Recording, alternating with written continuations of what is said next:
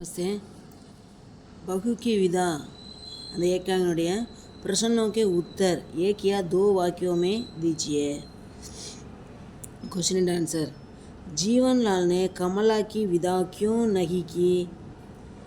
दहेज की रकम 5,000 बाकी थी, इसलिए जीवनलाल ने कमला की विदा नहीं की। ஜீவன்லால் வந்து கமலாவுக்கு ஏன் வந்து விடை கொடுக்கல, அனுமதிக்கவில்லை? தஹேஜ் கி ரகம், வரதட்சணை தொகை வந்து 5,000 ரூபாய் பாக்கி இருந்தது, ஆகையினால ஜீவன்லால் வந்து கமலாவுக்கு வந்து அனுப்பி வைக்கலை. கமலா கி சாஸ் ராஜேஸ்வரி कैसी औरत थी? கமலா கி சாஸ் ராஜேஸ்வரி மம்தா கி மூர்த்தி थी. கமலாவினுடைய மாமியார் ராஜேஸ்வரி எப்படிப்பட்ட பெண்மணி? கமலாவுடைய மாமியார் ராஜேஸ்வரி அன்பினுடைய சிலையாக இருந்தார், அன்பார் பேசுகிறவராக இருந்தார். கமலா கா பதி ரமேஷ் கஹாं गया था?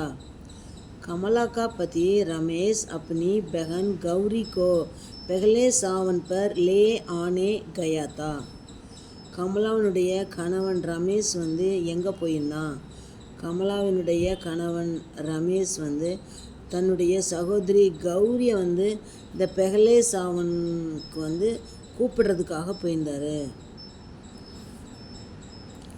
ஜீவன்லால் क्यों बेचैन हुए?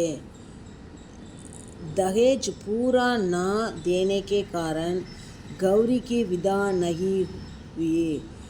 यह बात सुनकर जीवनलाल बेचैन हुए.